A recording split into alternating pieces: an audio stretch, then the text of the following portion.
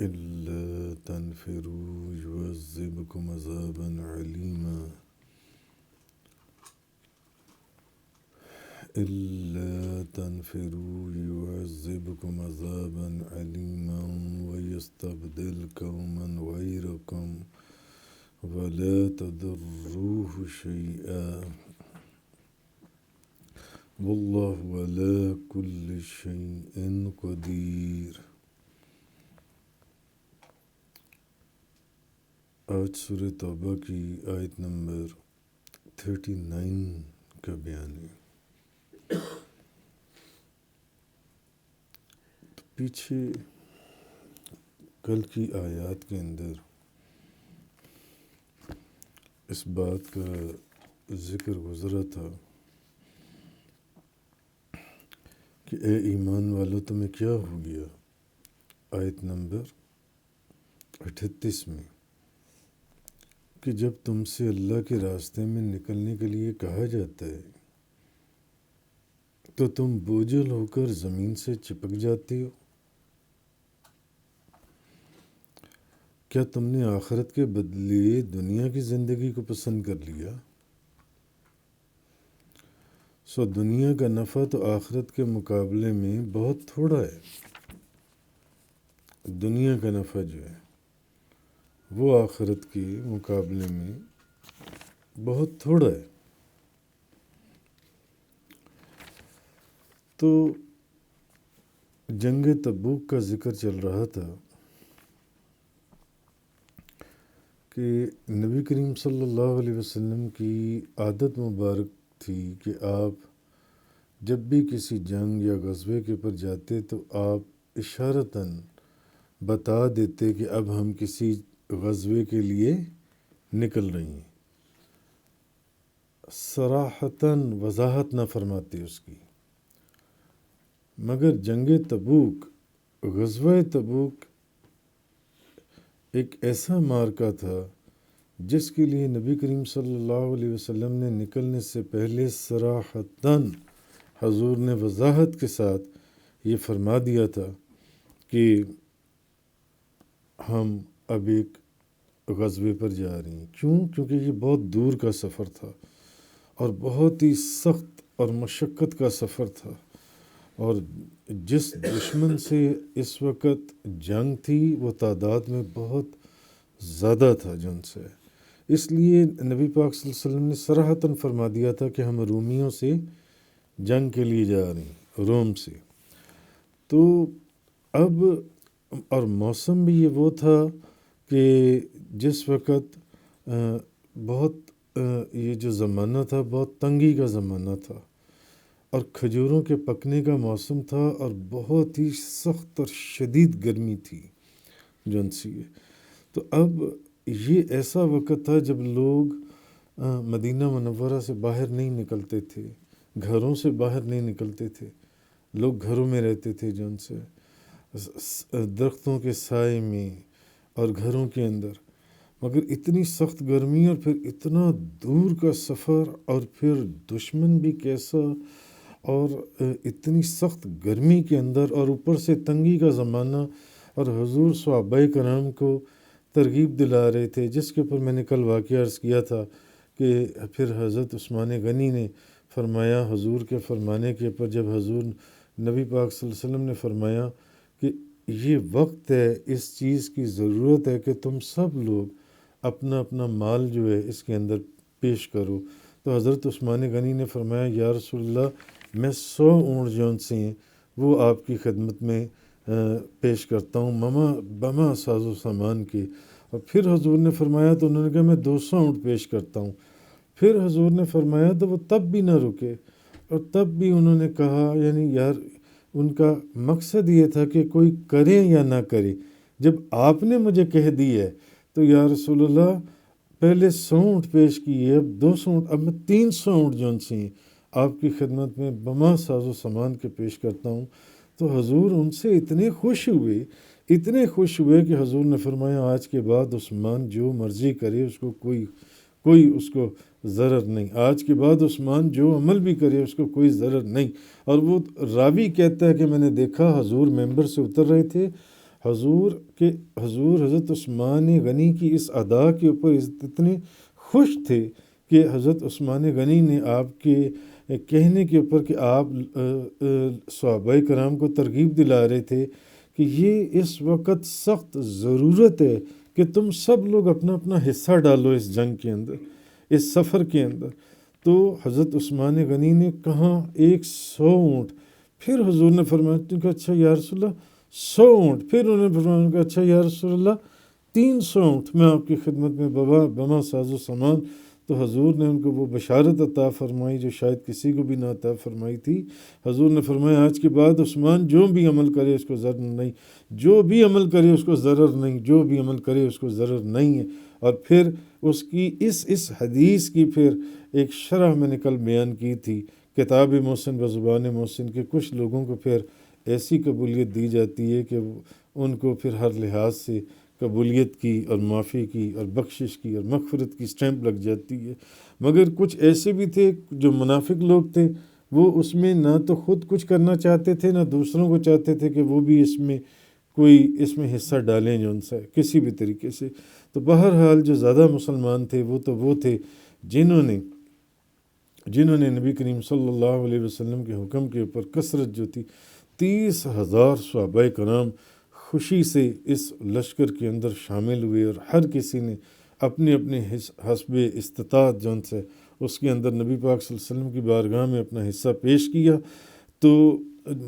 چند ایک مسلمان ایسے تھے جو بغیر کسی عذر کے بظاہر کچھ سستی کی وجہ سے جو ان سے وہ رہ گئے اور وہ نہ جا سکے، مگر اس کے باوجود ان کو بڑی سخت ملامت کی گئی، ان کو قرآن اور حدیث جو کہہ رہے۔ اور منافق جو تھے وہ تو منافق ہی تھے، کیونکہ وہ نہ تو خود کچھ کرتے تھے نہ کچھ کرواتے تھے اور نہ کسی کو کچھ کرنے دیتے تھے، آپس میں چہ مگوئیاں کرتے تھے اور آپس میں ایسی باتیں کرتے تھے کہ دوسرے لوگ بھی اگر کسی نے کوئی خدمت کرنی ہے یا حضور نبی کریم صلی اللہ علیہ وسلم کے ساتھ اس جنگ میں جانا ہے تو وہ نہ جا سکے۔ اب آگے جو ان سے آگے فرمایا آیت نمبر 39 میں اسی کانٹیکسٹ کے اندر بات چل رہی ہے، اِلَّا تَنْفِرُوا يُعَذِّبْكُمْ عَذَابًا عَلِيمًا، اگر تم اللہ کی راستے میں نہیں نکلو گے تو اللہ تمہیں دردناک عذاب دے گا۔ اگر تم اللہ کے راستے میں نہیں نکلو گے تو پھر اللہ تمہیں دردناک عذاب دے گا۔ وَيَسْتَبْدِلْ قَوْمًا غَيْرَكُمْ وَلَا تَضُرُّوهُ شَيْئًا، اور اس سے بھی جو بڑی سخت ایک تنبیہ کی گئی یا ایک بات کہی گئی وہ یہ کہ تمہاری جگہ دوسری قوم لے آئے گا۔ اگر تم نہیں نکلو گے اللہ کے راستے میں، دردناک عذاب تو اپنی جگہ ہے، مگر نبی کریم صلی اللہ علیہ وسلم جن کے قدموں کے ساتھ تم جڑے ہوئے ہو، جن کی معیت کے اندر، جن کی رفاقت کے اندر اگر کچھ ہے تو پھر تم دوسری قوم لے آئے گا اور تم اس کو بالکل نقصان نہیں پہنچا سکو گے، اور اللہ ہر چیز پر قادر ہے۔ واللہ علی کل شیء قدیر، اور اللہ ہر چیز پر قادر ہے، ہر چیز پر۔ تو اصل میں دعوت جہاد جو ہے اس کے قبول نہ کرنے کے اوپر جو چیزیں جو ظاہر ہوتی ہیں یا جس کا حکم آتا ہے ان کا ذکر فرمایا جا رہا ہے۔ یعنی اگر تم جذبہ سرفروشی سے، اگر تم اپنے پورے جذبے سے، اگر تم اپنے پورے جوش و خروش سے، اپنے پورے دل کی تمنا اور خواہش اور محبت کے ساتھ تم میدان جنگ میں نہ نکلے تو پھر ہوگا کیا؟ تمہیں دنیا اور آخرت کے دردناک عذاب میں مبتلا کر دیا جائے گا۔ دردناک عذاب میں، دنیا میں تمہاری عزت اور دبدبہ خاک میں مل جائے گا، دنیا میں تمہاری عزت بھی ختم، تمہارا رعب بھی ختم، اور آخرت میں ہوگا کیا؟ تمہیں دوزخ کا ایندھن بنا دیا جائے گا، دوزخ میں ڈال دیے جاؤ گے۔ مگر یہ سزا کچھ کم نہیں ہے، اس کے بعد جس چیز کا ذکر ہوا وہ بڑی سخت، بہت ہی سخت ہے۔ یعنی کہ ہم نے تمہیں اپنے دین کی سعادت اور محبوب رسول کی غلامی کا جو شرف عطا فرمایا ہے، تم اس سے بھی محروم کر دیے جاؤ گے۔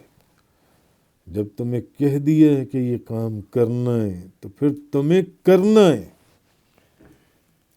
پھر دیکھو حضرت عثمان غنی رضی اللہ تعالی عنہ کو، پھر وہ یہ نہیں دیکھتے کہ اب میرا کیا جا رہا ہے یا میرے گھر کا کیا جا رہا ہے، وہ سارا کچھ قربان کر دیتے ہیں کہ بس میرے محبوب کی زبان سے یہ بات نکلی ہے تو مجھے یہ کام مکمل کرنا ہے، مجھے یہ کام قدم کے ساتھ قدم ملا کر کرنا ہے۔ یہ نہیں کہ جس طرح منافق تو آپس میں پروپوگنڈے کرتے ہوئے اور چہ مگوئیاں کرتے ہوئے انہوں نے اس کے اندر حصہ ہی نہ ڈالا اور وہ پیچھے ہو گئے، پیچھے رہ گئے، اور باقی جو کچھ مسلمان بھی تھے وہ جو اس وقت بھلے وہ صحابہ کرام ہی تھے مگر اپنی تھوڑی سی سستی کی وجہ سے وہ اس سے پیچھے رہ گئے، جن 3 صحابہ کا ذکر آگے مسلمانوں کا آتا ہے، تفسیر کے اندر حدیثوں میں ملتا ہے، مگر ان کو بھی بہت سخت حکم جو ان سے یہ سنا دیا گیا کہ یہ اس طریقے سے ہے جو ان سے۔ تو بہرحال کہا یہ جا رہا ہے کہ اگر تم پورے جوش و خروش، محبت، دلی تمنا کے ساتھ جو کچھ حکم دیا گیا اس کو کر گزرو، حضور نے فرمایا نکل آؤ، نکل آؤ۔ دیکھو حضرت عثمان غنی کس طرح نکلیں، فرمایا یا رسول اللہ میری اتنی دولت، یا رسول اللہ آپ کو اس وقت اس کام کے لیے ان پیسوں کی ضرورت ہے، آپ کے لیے اتنی دولت، آپ کے لیے اتنی بھی نہیں، تو اچھا چلیں اتنی دولت یا رسول اللہ۔ تو راوی کہتا ہے اس حدیث کا کہ میں نے حضور کو ممبر کے اوپر سے اترتے ہوئے دیکھا تو حضور مسکرا رہے تھے، حضور مسکرا رہے تھے، حضور فرما رہے تھے آج کے بعد عثمان جو مرضی کرے اس کو کوئی ضرر نہیں، آج کے بعد عثمان جو مرضی کرے اس کو کوئی ضرر نہیں، آج کے بعد عثمان۔ اور اس جنگ کے اندر پھر آپ دیکھیں کہ صحابہ کرام نے کیسے نبی کریم صلی اللہ علیہ وسلم کی بارگاہ کے اندر جب حضور نے اپنے لب مبارک ہلا دیے تو کیسی خدمتوں کے انبار لگا دیے نبی پاک صلی اللہ علیہ وسلم کی بارگاہ کے اندر۔ انہوں نے یہ نہیں دیکھا کہ میں اپنا آدھا گھر پیش کر رہا ہوں یا میں اپنا پورا گھر سوئی کی سوئی پیش کر رہا ہوں، ہر کسی نے جون سے۔ تو کہا یہ جا رہا ہے کہ اگر پورے جوش و خروش اور محبت کے ساتھ ایسا نہ کیا اور اس میدان جہاد میں نہ نکلے تو تمہیں دنیا اور آخرت کے دردناک عذاب میں مبتلا کر دیا جائے گا۔ دنیا میں تو تمہاری عزت ختم، خاک میں مل جائے گی، آخرت میں دوزخ کا ایندھن بنا دیے جاؤ گے۔ مگر اس سے بھی جو بڑی جس چیز کا ذکر کیا وہ یہ، اور جو سنگین ایک چیز ہے وہ یہ کہ ہم نے جو تمہیں اپنے دین کی خدمت کی سعادت اور اپنے محبوب رسول کی غلامی کا شرف عطا فرمایا ہے کہ تمہارے کہ ان کی غلامی کا پٹا تمہارے گلے کے اندر ہے، تم اس شرف سے بھی محروم کر دیے جاؤ گے، اور تم نہیں خدمت کرو گے یا تم یہ کام نہیں کرو گے جس کا تمہیں ڈیوٹی دی گئی ہے تو کسی اور قوم کو ہم اس خدمت کے لیے مقرر فرما دیں گے اپنے محبوب کی۔ کیوں؟ ان کا کام رکنا ہے نہیں، ان کے تو کام ہونے ہی ہونے ہیں، چلنے ہی چلنے، ان کے تو محافظ ہم ہیں۔ تو دین اسلام کی اس بات کو ذہن میں رکھنا، جس خدمت کے لیے تمہیں حکم دیا گیا ہے وہ تم صرف اس خدمت کے لیے مخصوص نہیں کر دیے گئے، تم نہیں ہوگے تو تمہاری جگہ کوئی دوسرا آ جائے گا، کوئی تیسرا آ جائے گا، کوئی چوتھا۔ وقت یہ ہے جس چیز کا حکم دیا گیا اس کو کر ڈالو۔ تو اسلام کا نور یہ تو ہمیشہ، اسلام کا چراغ یہ تو ہمیشہ جلتا رہا ہے اور یہ جلتا رہے گا، یہ پرچم لہلا رہا ہے، یہ پرچم لہراتا ہی رہے گا۔ تو یہ کام تم نے نہ کیا تو یہ سعادت کوئی اور حاصل کر لے گا اور تمہیں محروم کر دیا جائے گا، مگر خدا کی خدائی میں تو اس سے کوئی فرق نہیں پڑے گا۔ تو اصل چیز اس آیت کے اندر اللہ تبارک و تعالیٰ نے پچھلی آیت جس کا کل بیان ہوا تھا وہ تھوڑی سی میں نے تمہید اس لیے باندھی تاکہ آپ کو ساری چیز ذہن میں آ جائے کہ کل کی آیت کا کانٹیکسٹ کیا تھا، اسی کے پرسپیکٹو میں اگلی اس آیت کا بیان ہوا۔ اِلَّا تَنْفِرُوا يُعَذِّبْكُمْ عَذَابًا أَلِيمًا، اگر تم اللہ کی راہ میں نہیں نکلے تو اللہ تمہیں دردناک عذاب دے گا، وَيَسْتَبْدِلْ قَوْمًا غَيْرَكُمْ وَلَا تَضُرُّوهُ شَيْئًا، اور تمہاری جگہ دوسری قوم لے آئے گا اور تم اس کو بالکل نقصان نہیں پہنچا سکو گے۔ وَاللَّهُ عَلَى كُلِّ شَيْءٍ قَدِيرٌ، اور اللہ ہر چیز پر قادر ہے۔